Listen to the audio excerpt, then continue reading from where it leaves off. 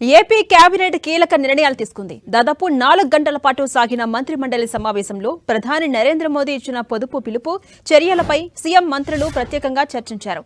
ఏపీలోని ఉద్యోగులకు work from home అంశంపైన కీలక చర్చ కొనసాగింది.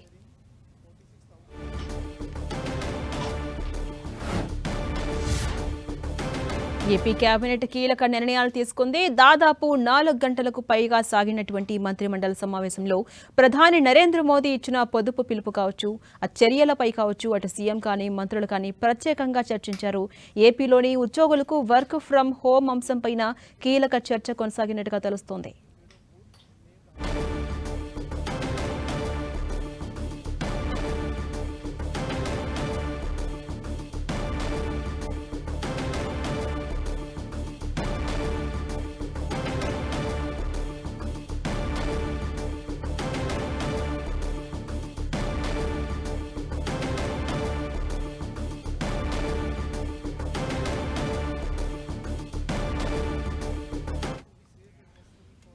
ఇక కేబినెట్ భేటీపై మంత్రి పార్థసారథి మాట్లాడుతున్నారు. లైవ్ చూద్దాం. అనేక రకాల ఒత్తిళ్లు అన్ని రాష్ట్రాలు దేశం ఎదుర్కోబోతుంది. ఎందుకంటే మన agriculture products, for example banana కానివ్వండి, లేకపోతే అనేక హార్టికల్చర్ పంటలు కానివ్వండి, ప్యాడీ కానివ్వండి, లేకపోతే అనేక రకాల పంటలు ఎగుమతులు చేయిస్తాం. ప్రస్తుత యుద్ధ వాతావరణంలో ఎగుమతుల మీద ఒత్తిడి పడే పరిస్థితి ఉంది, ఎగుమతులు కాకపోవటం కానివ్వండి.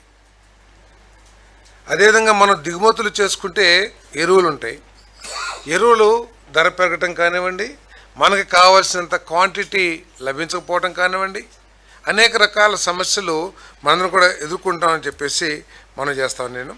మరి అదేవిధంగా gas imports, fuel imports, petrol, diesel, petroleum, ఇవన్నీ ఇంపోర్ట్స్ అన్నీ కూడా తగ్గే పరిస్థితులు ఉన్నాయి. కాబట్టి ఏం చేయాలని చెప్పేసి ముఖ్యమంత్రి గారు కొంత దిశానిర్దేశం చేయటం కూడా జరిగిందని చెప్పేసి మనం చేస్తున్నాం. దీంట్లో ముఖ్యంగా ఈ ప్రజాప్రతినిధులు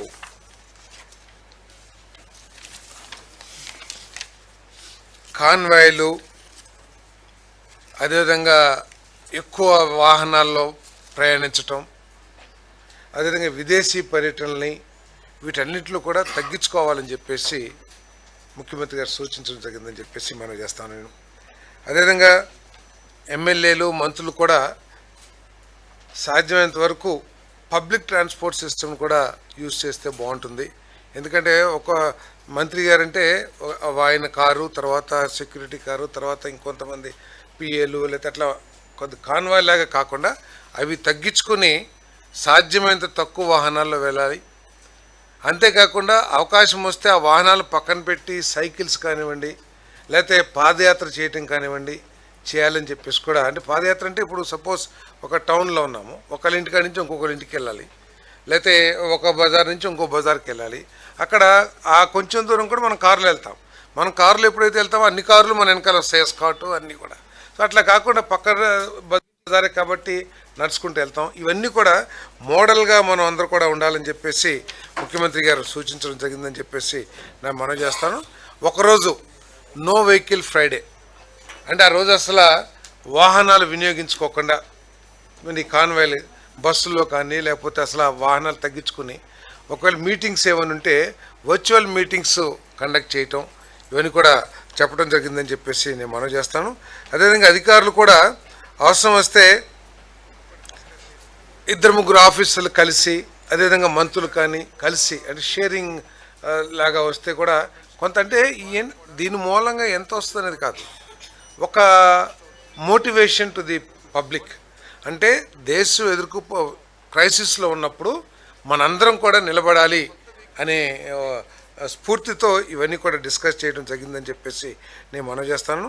అదేవిధంగా వీక్లీ గవర్నమెంట్ డిపార్ట్మెంట్స్లో ప్రతి వారం కూడా ఈ INPR శాఖ ద్వారా ఈ ఏదైతే చర్యలు ఉన్నాయో పబ్లిక్ని మోటివేట్ చేసే విధంగా సోషల్ మీడియా ద్వారా, లేకపోతే పత్రికా ప్రకటనల ద్వారా, టీవీ ప్రచారం ద్వారా వీటన్నిటిని కూడా ప్రజలకి చేరవేయమని చెప్పేసి కూడా చెప్పడం జరిగిందని చెప్పేసి నేను మనవి చేస్తాను.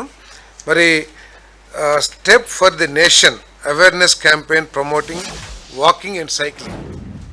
నాకు చెప్పేది కొంతమంది ముఖ్యమంత్రి గారు అవసరం వస్తే అందరం సైకిల్ మీద కూడా వద్దాం సెక్రటరియట్కి అంటే ఒక మోటివేషనల్గా వారు చెప్పడం జరిగిందని చెప్పేసి నేను మనవి చేస్తాను. మరి ఈవీ స్టేషన్స్ని ఎస్టాబ్లిష్ చేస్తానికి ఆ సంస్థలతో, ఎందుకంటే ఎప్పుడూ సంవత్సరంలో చేస్తాం 2 సంవత్సరాలు చేస్తామంటే కాదు, ఇప్పుడు క్రైసిస్ ఇప్పుడు వచ్చే పరిస్థితులు ఉన్నాయి కాబట్టి ఈరోజు క్రైసిస్ వచ్చినా కూడా మనకి ఎటువంటి ఇబ్బంది లేకుండా పరిస్థితులు మనం క్రియేట్ చేసుకోవాలి. కాబట్టి ఈవీ స్టేషన్స్ ఎవరైనా ఇమీడియట్గా పెట్టేవాళ్ళు ఉంటే వాళ్ళకి ఇన్సెంటివ్స్ ఇచ్చైనా సరే వాళ్ళతో మాట్లాడమని చెప్పేసి కూడా చెప్పడం జరిగిందని చెప్పేసి నేను మనవి చేస్తాను. మరి ట్రాఫిక్ సిస్టమ్ దగ్గర కూడా ట్రాఫిక్ సిస్టమ్ రాష్ట్ర వ్యాప్తంగా ట్రాఫిక్ సిస్టమ్ అంటే ఈ సిగ్నల్ లైట్స్ ఉంటాయి కదా, అక్కడ ట్రాఫిక్ జామ్స్ లేకపోతే అక్కడ ఎక్కువగా ఐడ్లింగ్ ఇంజన్స్ అవన్నీ లేకోకుండా అక్కడ fast movement of the vehicles కూడా పోలీస్ డిపార్ట్మెంట్ కూడా తగు చర్యలు తీసుకోవాలని చెప్పేసి కూడా ముఖ్యమంత్రి గారు సూచించడం జరిగింది. అదేవిధంగా ఆర్టీసీ డిపార్ట్మెంట్ కూడా ఆర్టీసీ వారిని కూడా మరి ఏ విధంగా వారు ఖర్చు తగ్గించుకోగలరు, ఫ్యూల్గా ఖర్చు తగ్గించుకోగలరు, వారిని కూడా స్ట్రాటజీ ఇవ్వమని చెప్పేసి కూడా చెప్పడం జరిగింది. మరి ఏదైతే ఇప్పటికే కేంద్ర ప్రభుత్వం నుంచి మన రాష్ట్ర ప్రభుత్వం ఈవీ బస్సెస్ తీసుకోవాలని ఏదైతే చేశారో దాన్ని ఎక్స్పెడిట్ చేసి వెంటనే వచ్చే విధంగా కూడా మరి చర్యలు తీసుకోమని చెప్పేసి కూడా మనవి చేశారని చెప్పేసి మనవి చేస్తాను. అదేవిధంగా కొన్ని హయ్యర్ క్లాసెస్ అంటే యూనివర్సిటీ క్లాసెస్ అటువంటి వాటిలో ఉంటే ఆన్లైన్ క్లాసెస్ చెప్పడానికి ఏమన్నా అవకాశాలు ఉంటాయేమో కూడా పరిశీలించమని చెప్పేసి కూడా చెప్పారు. అదేవిధంగా యూనివర్సిటీస్లో ఎడ్యుకేషన్ ఇన్స్టిట్యూషన్లో no vehicle chemical engine free days అంటే స్టూడెంట్స్ అందరూ చాలా బైక్స్లో వస్తుంటారు కదా, వాళ్ళ అటువంటి రాకుండా ఒక 2 days నో బైక్స్. సో అటువంటి చర్యలు కూడా తీసుకోమని జరిగిందని చెప్పేసి మనం చేస్తాం. అదేవిధంగా గవర్నమెంట్ డిపార్ట్మెంట్స్లో కూడా వారానికి 2 రోజులు వర్క్ ఫ్రమ్ హోమ్ సిస్టమ్ని డెవలప్ చేయొచ్చేమో మరి పరిశీలించమని చెప్పేసి కూడా చెప్పడం జరిగిందని చెప్పేసి మనం చేస్తాను. అదేవిధంగా స్వదేశీ టూరిజం స్వదేశీ ప్రోడక్ట్స్ మనందరం కూడా హాలిడేస్ ఇవన్నీ కూడా హాలిడేస్ సమ్మర్లో అందరం ఇతర దేశాలకు వెళ్తాం లేకపోతే కూల్ ప్లేసెస్కి వెళ్తాం చేస్తూ ఉంటాం. సో విదేశీ ప్రయాణాలను తగ్గించుకొని అవసరమైతే పూర్తిగా ఆపేసి మన దేశీయ టూరిజం ఏదైతే ఉందో అక్కడికి మనం ప్రయాణాలు ప్లాన్ చేసుకుంటే బాగుంటుందని చెప్పేసి కూడా మనం చేశారు. ఈ ప్రజాప్రతినిధులు విదేశీ పర్యటనలు ఏదైనా ఉంటే వాటిని పూర్తిగా తగ్గించుకోమని కూడా చెప్పారని చెప్పేసి మనం చేస్తాను.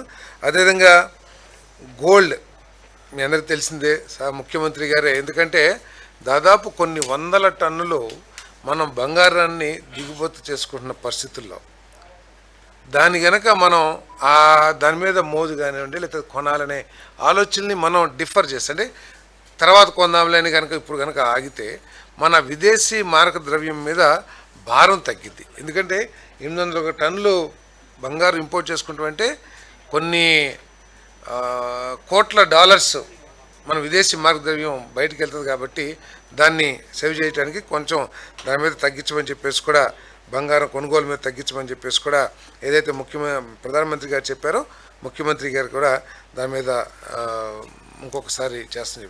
అదేవిధంగా ఇది సూర్యఘర్ కుసుమ్ ఏదైతే ఉన్నాయో ఎనర్జీ డిపార్ట్మెంట్ వారిని దాన్ని త్వరితగతిన ఇంకా స్పీడ్గా ఇప్పుడు ఏదో ఒక 2 లక్షల మందికి మాత్రమే సూర్యఘర్ కింద ఈ 1 kW 2 kW అవి పెట్టారు.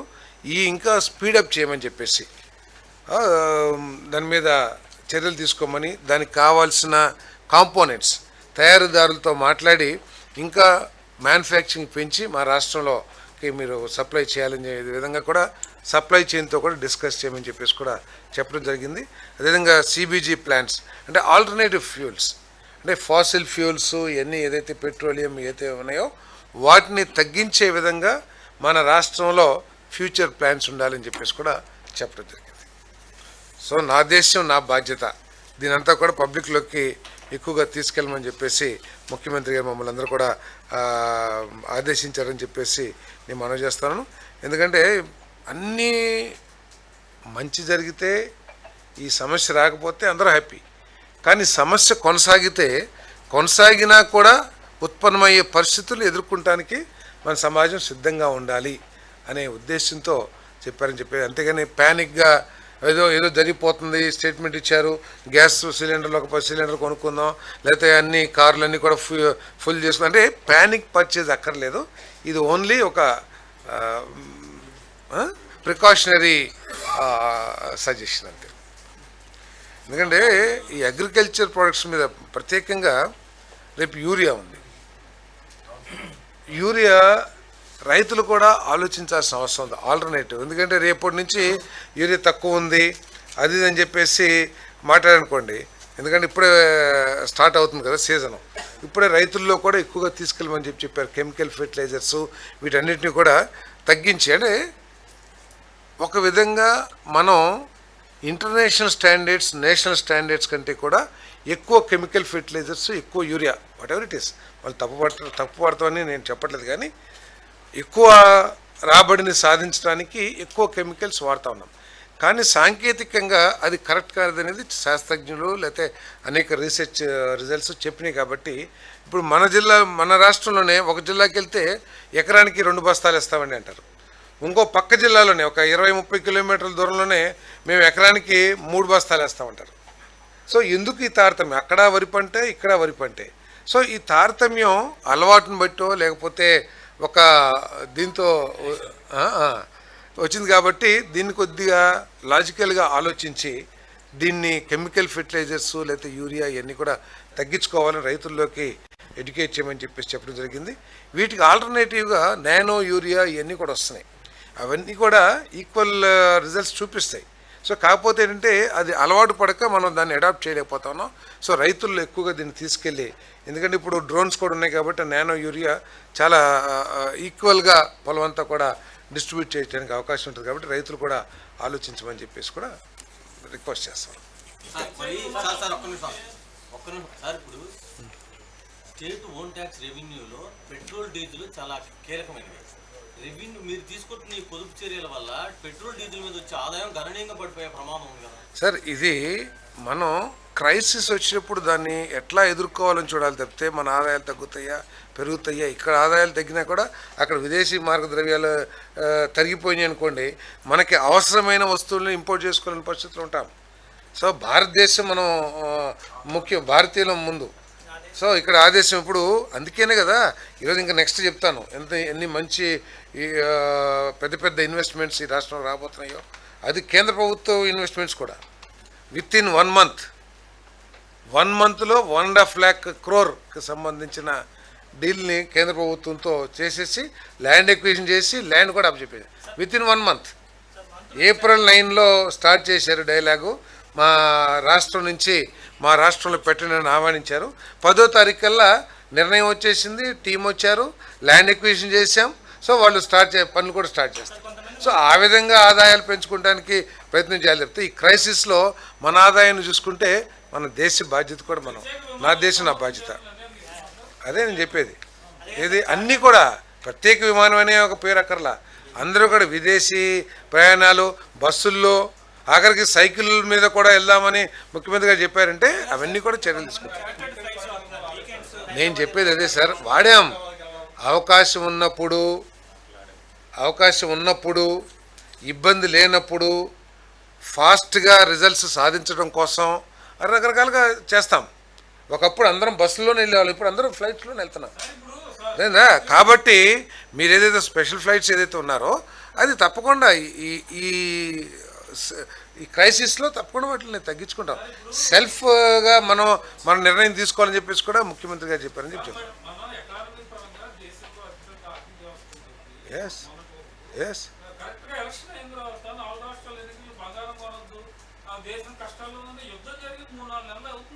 2 నెలలే సార్ జరిగింది. ఎప్పుడు ఫిబ్రవరి నుంచే కదా జరిగింది. కాదండి, ఆల్ ఆఫ్ ఏ సడన్ ఏం కాదు ఇది యుద్ధం కాదండి. ట్రంప్ గారు చెప్పారు, మీరు చెప్పేది ఏంటి? కొమైనీని చంపగానే యుద్ధం అయిపోయింది, వి వన్ ది వార్ అని చెప్పేశారు. ప్రజలు కూడా కొంత అదే అనుకున్నారు. కానీ ఇరాన్ రిటాలియేట్ చేసి ఎవరిని ఊహించారా? సో ఇన్ని రోజులు ఆ యుద్ధం ఇరాన్ చేయగలదని ఎవరిని ఊహించారా? ప్రపంచంలో ఇటువంటి పరిస్థితులు ఉంటాయని ఊహించారా? ఇది ఇంకా ముందుకు కూడా కొనసాగేటుంది. ఈరోజు మన ట్రంప్ గారు చైనాకి వెళ్ళారు. చైనా కండిషన్స్ డిమాండ్స్ వాళ్ళ ముందు పెట్టారు. ఇవన్నీ సెటిల్ కాలేదనుకోండి, ఈ పరిస్థితులు సున్నితమైన పరిస్థితులు కొనసాగే అవకాశం ఉంటుంది. కాబట్టి